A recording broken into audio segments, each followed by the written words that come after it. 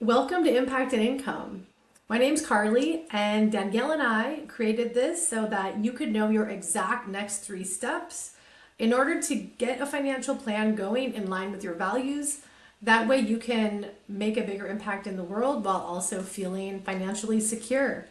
Do you ever prioritize helping others? Pursue career paths that align with your values? Address social or environmental issues? Advocate for marginalized groups? Help others while placing your financial security on the back burner? Make career decisions based on social impact instead of salary? Or see your success as connected to your community's well-being and progress? If you said yes to any of these questions, you may be impact-driven, which is also known as service-driven or purpose-driven. Some might call you mission-driven or a change maker. Even if you've never labeled yourself like this before, it's important to understand your motivations because your financial plan is going to look different from other people. And so this course was created just for you so that you can align your values and your purpose with financial security. Because of the way that you think and approach your life and career, your strategy cannot be normal. I wish that you could just ask ChatGPT for all the answers, but unfortunately, because of the way that you think about the world, you're not going to be able to find everything by just Googling how to make a financial plan. And part of that is because one key issue for you is that you're always having to balance your financial priorities with your passion for service. A lot of you also have student loans. Many of you have had structural barriers to financial education, and actually that's not just service-driven people, that's really most Americans. You also have an above average risk of burnout.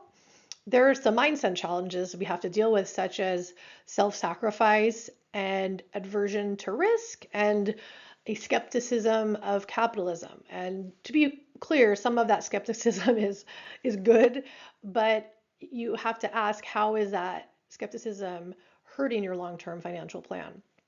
And also, your payroll may be controlled by public funding. Also possible that you'll have limited opportunities for tax strategy if you're not utilizing certain income stream solutions. On top of all of that, you have all of these competing goals that you're probably dealing with, in addition to trying to help the community and help yourself.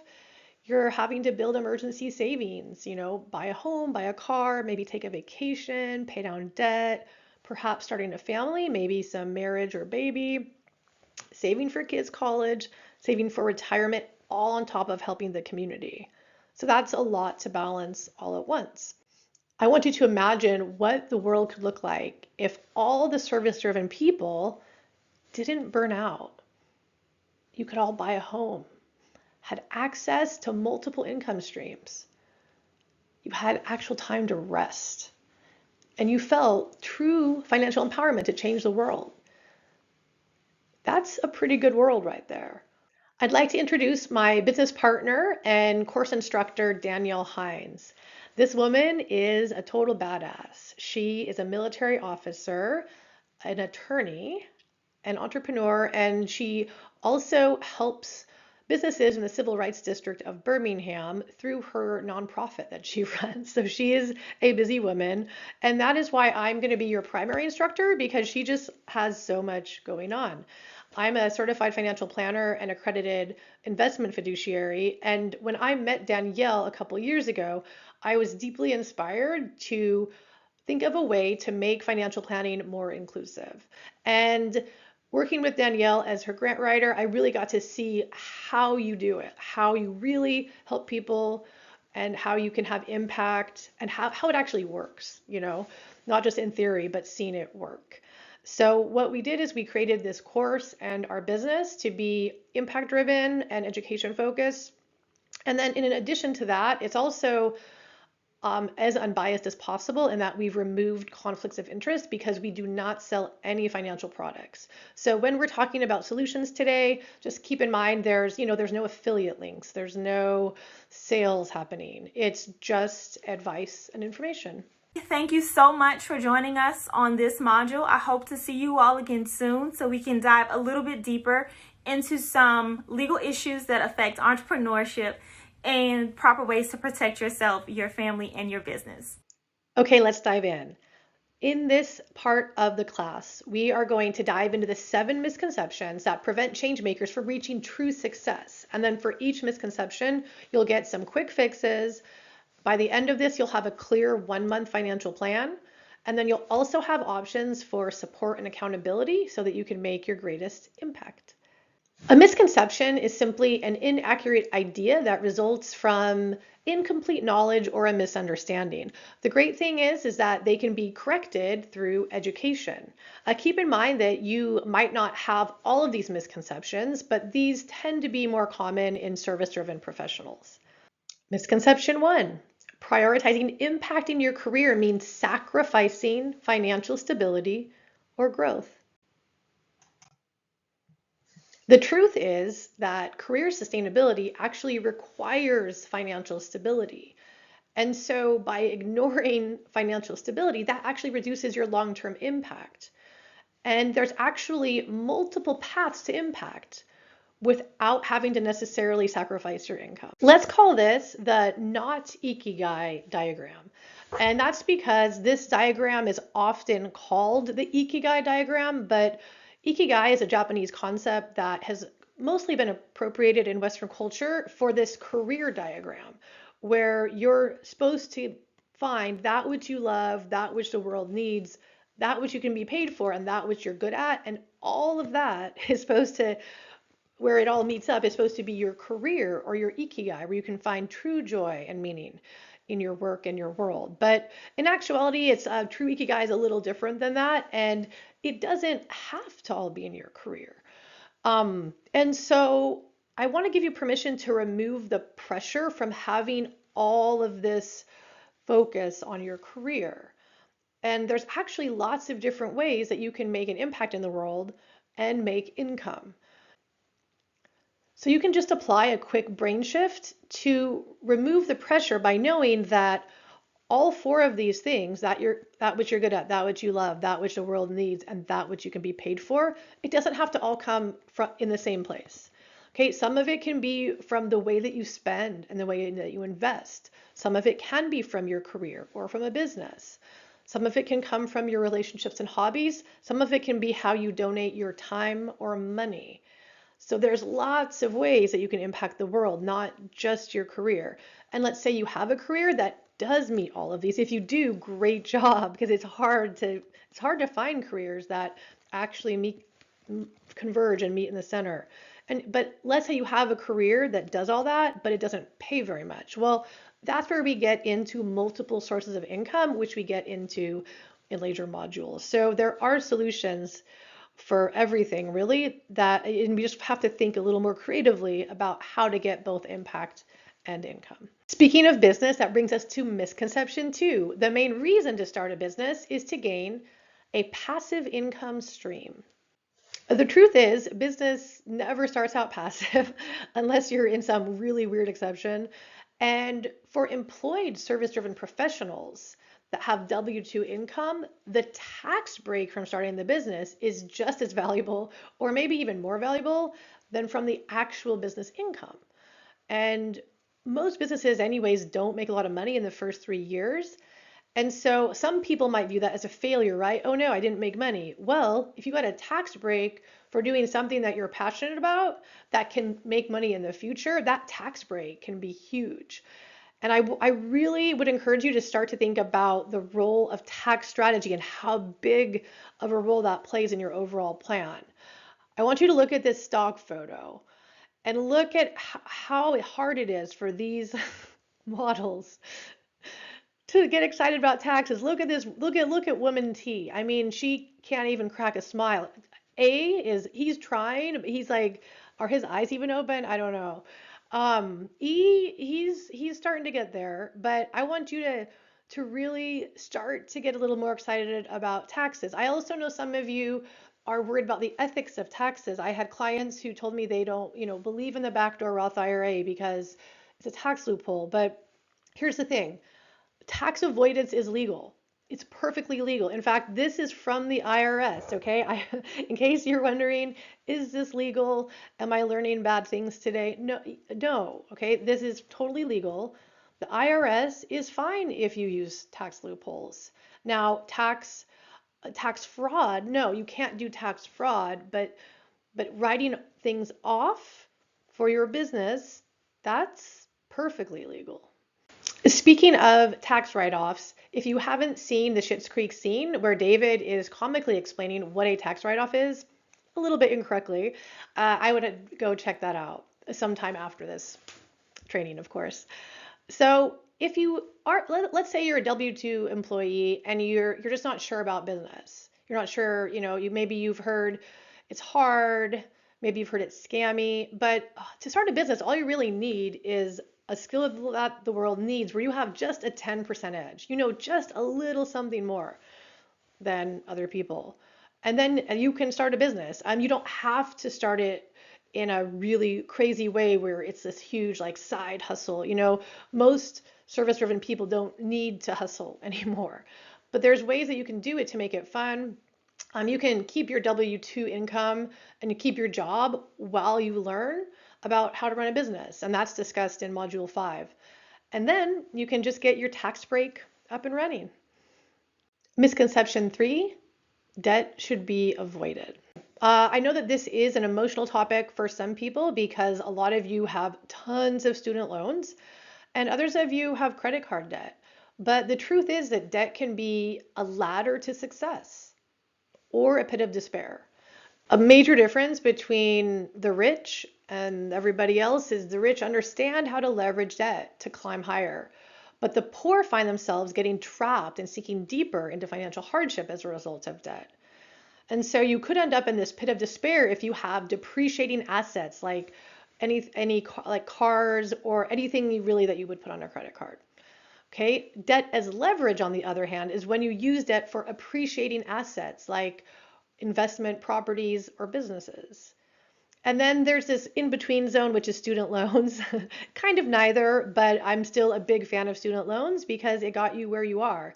And student loans are discussed in detail in Module 3.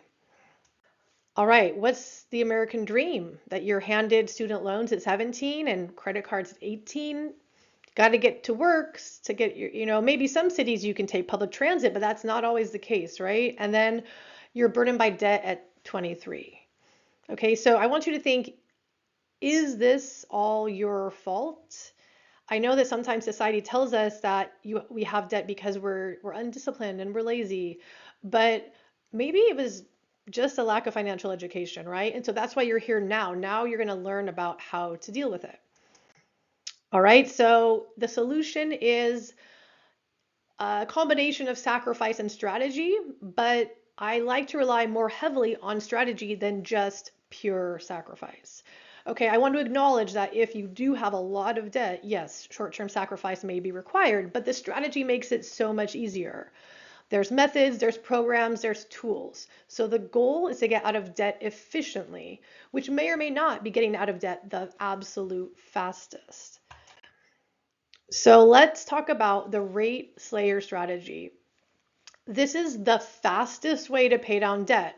And I know there's lots of other methods out there that you hear about, but just mathematically, this is the only fastest way. So what you do is you list your debts from highest to lowest by interest rate. So not highest to lowest by balance. Okay, look at this diagram. It's by interest rate. Okay, you pay minimums on all the debts except the one with the highest interest rate. Okay, and then you channel all the extra funds towards paying down the one with the highest rate. Once that one is done, then you cross it off, you celebrate, and then you go on to the next one with the next highest interest rate. You repeat that until all of your debts have interest rates under 7%. And then once debts are under 7%, you only pay minimums unless there's some sort of exception, because there's always exceptions to rules, right? But in most cases, you don't need to pay a lot of debt under 7% because we consider that good debt, or at least medium debt. The ones I have highlighted in yellow in the middle, your student loans tend to fall in that middle range. And so, it depends what kind of program you're pursuing, whether you're pursuing loan forgiveness or not, how quickly you'll pay those. So why 7%? Why does 7% separate the good debt versus the bad debt? And it has to do with this concept of opportunity cost. And so what else could you be doing with those dollars? So like for example, let's say you have $1,000, okay? One option, you pay down debt at 4%, right? So that means you essentially earned $40 because you no longer have $40 of interest. So you earned $40 on the thousand because you no longer have to pay the interest because that debt no longer exists, right? Okay, now let's say instead of paying that debt off, instead you invested it. Okay, before I get into the amount, I want you to look at this diagram. Okay, this diagram I guess is actually a little nuanced, but this is average stock market returns um, since 1872. So this is a little more conservative than stock market reports that just talk about the last 10 years, because the last 10 years were exceptionally fantastic for the stock market. And so the averages are, I feel like they're a little skewed, but these are conservative returns in the stock market. So this even goes way back to the stock market crash of 1929. Okay, so the mean return is 8.4%, median is 8.1%. And so let's say you even have some fees in there. That's why I use 7% as the guideline, is because you can pretty confidently earn 7 to 8% in the stock market in a diversified portfolio over any, 30-year period. Now, to be clear, first of all, the investment returns are not guaranteed. And that goes for anything in this presentation. Investment returns are never guaranteed. But still, over the longer period of time, you can have a pretty decent chance of getting 7% or more per year. And so what that means is if you took that same $1,000 and you invested it instead of paying down debt, then you would have earned $70 for the year. That's that 7%. What would a robot pick? A robot would absolutely pick investing because a robot is taking out the emotion. Okay? Does that mean you always have to invest instead of paying down debt? No.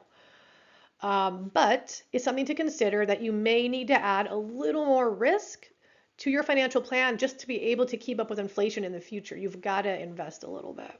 In summary, stop paying extra on those low interest loans and instead focus on either paying down higher interest loans or investing.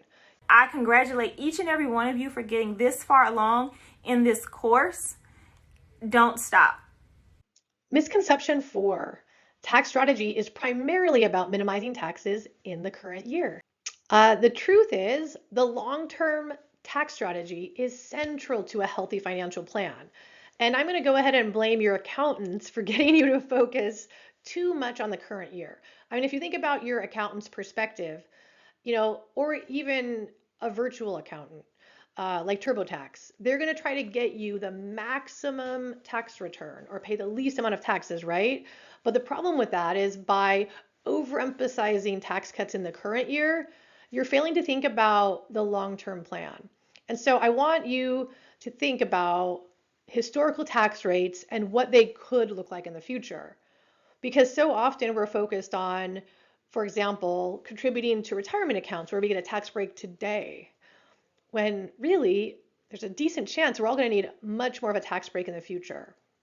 Check out these rates over time. There's been times where the highest marginal tax rate is in the 90s. Now, does that mean that all of your money is taxed at 90% back in the 50s and 60s? No, but it means that for your top dollars are taxed at that highest rate if you're a higher income earner. The lowest marginal rate is where your first few $1,000s are taxed at, and so this would apply to lower income professionals. So I think looking at the highest tax rates, especially knowing that a lot of you are going to achieve in your career, potentially have side businesses, looking at these highest marginal rates is more telling for where taxes could go. And so right now, I know people complain a lot about taxes, but if you look at the pattern, we are in historically low tax rates. I know it doesn't feel that way when you see how much taxes are taken out, but just know that it could be significantly worse.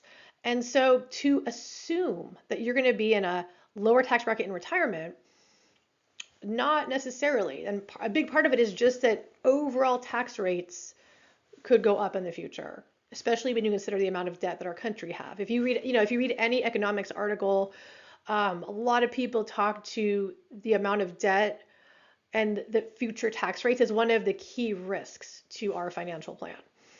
So how do you mitigate that? Well, basically, you've got to start getting some Roth dollars. You've got to have some tax-free money in the future. And so the way that you do that is instead of focusing your investing on pre-tax, shift it to post-tax, also known as Roth. And so the easiest way to do that is to change your employer plan. All employers now are being required to offer Roth versions of 401ks or 403bs. So even if your employer didn't have one of these a couple years ago, they're starting to be added. Okay, so if you're not sure how to get there, just call your human resources and shift from, instead of contributing to the 401k, contribute to the Roth 401k, or 403b to Roth 403b, or SEP IRA to Roth SEP IRA. Okay, the downside to that is you will pay taxes today. And so it's a little less take home pay today, but then in the future you don't have to worry about paying taxes, and you get compounded interest. All that compounded interest that you get over time, that true passive income, none of that is taxed. It's a pretty unique situation. And in terms of, the what to invest in, think of the Roth IRA or the Roth 401k. That's like the truck, and then the what is you have to put something in the truck. That can be a mutual fund, like a target date fund. I don't recommend target date funds for everyone, especially as you approach retirement. But if you're just starting and you're just learning to invest, that's good enough for now. And then other options for Roth strategies include, a Roth IRA would be outside of your employer. You have to be aware of income limits, but even if you make a high income, then you can do the backdoor Roth IRA process. You also have the option to do Roth conversions regardless of income. I dive a little deeper into this in Module 4. Misconception 5, budgeting and investing will be easier when you have a higher income. No, not at all. In fact, it just gets harder because as you make more money and you get older, life tends to get more complicated, not less complicated. Lifestyle creep prevents most people from saving and investing enough, even in the mid six figures. Okay, I had a client who her introduction, text to me was bleeding, need a budget. Okay, I met with her. What's her income? $550,000 per year, and she's bleeding. Okay, so believe me, this happens to a lot of people. Okay, so I know it would seem like, oh, all I need to do is get more money and then I can budget. You've got to start living more intentionally now. Okay, my example of how this happened is I moved into this family-friendly neighborhood and I was not that into Halloween, but was I going to be the mom that didn't have any Halloween decorations out? No. So now I have bins of plastic. And I'm not only am I a cheap financial planner, I'm also an environmentalist. So yeah, having lots of bins of plastic is not my favorite thing, but I felt the pressure. And this happens, even if you feel like you're frugal, there's going to be people around you that are pressuring you to buy things. There's always going to be something to buy. So the solution is to, for one, to automate things to make sure that money's coming out before you can spend it. And then there's also something called intentional income. I have an intentional income method where you develop your values and you look at your values and then you make categories of spending based on your values. And that way it's basically glorified budgeting, except that you actually want to follow this process because you're putting money exactly where you want. And so that way it's JOMO over FOMO, right? The joy of missing out. You're missing out on like stupid things you don't need in order to get the things you truly want. And so you actually want to follow it. And a quick tip for how to do this well is use something like Rocket Money or Monarch Money that just connects to your bank and has a great user interface. Misconception 6, service-driven professionals will have a traditional retirement. Now, You need a different plan in most cases. A few reasons. One, many of us have savings rates that are super low anyways, and we're not quite meeting retirement goals. And that could sort of force you to have a different retirement plan. That's the depressing news. Also, kind of depressing is that service-driven professionals burn out faster than other people because you're so passionate and you tend to overwork. Um, some good news, though, is if you can sustain your career, you often want to work longer. And I really saw this happen when I had the honor of working with a Nobel laureate, Lee Hartwell. He was in his 70s and had already won a Nobel Prize. He was the president of Fred Hutchinson Cancer Research Center. He could have just been sitting on a beach drinking margaritas, but instead he was biking to work every day and learning about sustainability education. And that's when I realized service-driven people, they don't retire. They just keep going. And so oftentimes you won't want to retire the same way as other people, but you probably need a break. And so a joyful alternative to traditional retirement is just resting and taking some sabbaticals now. And then you have these phased intermittent sabbaticals where you don't really necessarily have to fully retire. You just maybe take breaks when you need it. And this does definitely take some strategy and planning, which I deep dive into. But you can even start to think about this if you're living paycheck to paycheck. And especially if you're feeling burnt out, taking a break and going on a sabbatical can drastically increase your mental health, your physical health. And this might be the most important part of your financial plan is to take a step back and breathe and rest. So a quick tip for this would be put a sabbatical on the calendar, even if it's just for a few days to start. Misconception 7, a healthy money mindset is achieved through setting goals and using money mantras. So the truth is, on one hand, money mindset is important because we have these service-driven traps like capitalism is greed and we are guilty about making money, or we think that we just don't even care about money because all we care about is service. We have trouble charging what we're worth because maybe that seems like if we're really helping people, we shouldn't charge so much for it. And then some of us think that investing is risky and because of our questioning of capitalism. And so you're trying, but the process is way off. It's like, it's not your fault though. You have this lack of education that is just our education system doesn't teach financial education. And it's like you have this beautiful house that you're trying to build, but it needs all these technical fixes. It needs an improved tax strategy. You've got to understand entrepreneurship, and most of you just need a basic understanding of investing. And so what's happening is that there's this negative feedback loop. And so your mindset issues are even deeper than you expect, and then you don't have the right tools, and so the mantras aren't working.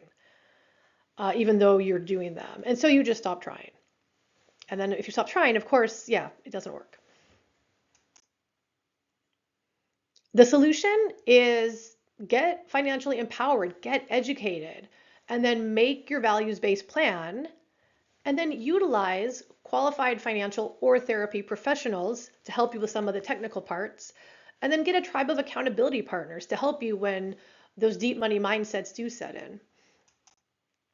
The great news is you've already started. So I'd like you to take a minute to reflect. Which misconceptions do you need to work on the most? What parts of this plan are you most excited to carry out? And then based on that, make a plan. Make your first 1-month financial plan. Now, to be clear, this is not your permanent long-term financial plan, but you can do something just from this training. What's one thing you can do today?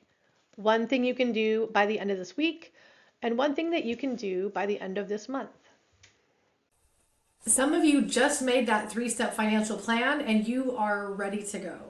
But some of you might wonder, are these the right 3 steps? Or you might say, okay, great, I have a month plan, but what about the rest of the year? Or maybe you just want an accountability partner. Either way, I don't want to leave you hanging. So I have a couple of options for you. The first option is just to work with me one-on-one. That's called one-on-one financial planning. It's best if you want quick results, or maybe if you're in a life transition and you have a lot going on. It's just faster and easier to work with someone one-on-one. And how it works is you get a personalized financial roadmap of exactly what to do, not just over 1 month, but over the next 6 months, or over the next year, or over the next several years, depending on what kind of plan you pick. You get tailored investment advice, several one-on-one planning meetings, either 2 to 4 per year, depending on your needs and how complicated your plan is. Unlimited email support. You can get optional investment management with no advisor fee, and much, much more. Typically, this averages about $5,000 to $30,000 per year, but I run my practice very efficiently and only need to charge $1,800 to $6,000 per year. I do that for inclusivity and because I run an efficient practice. And the next step for that would be to book a financial empowerment call. I know for some of you, $1,800 is still a little high, and so I have a super budget-friendly option for you as well. For that one, it's just you can keep doing the financial planning process through a step-by-step guide, which is module 2 through 8 of this course. So similar to what we just did in this module, it actually gets even more detailed, and it'll take you out to more like 6 months instead of just a 1 month plan.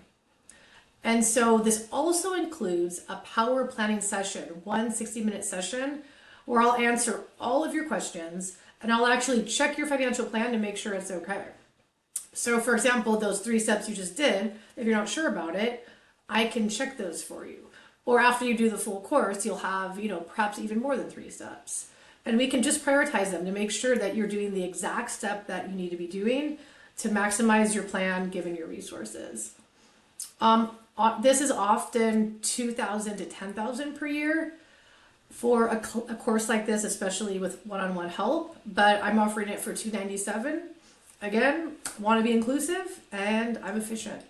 So I love being able to offer this at an affordable price. I hope you can join today. If you do want the $297 option, you can just purchase that today. Both the link to my calendar for a financial empowerment call, as well as the program for $297, they're both linked. I hope you join me. Thank you so much.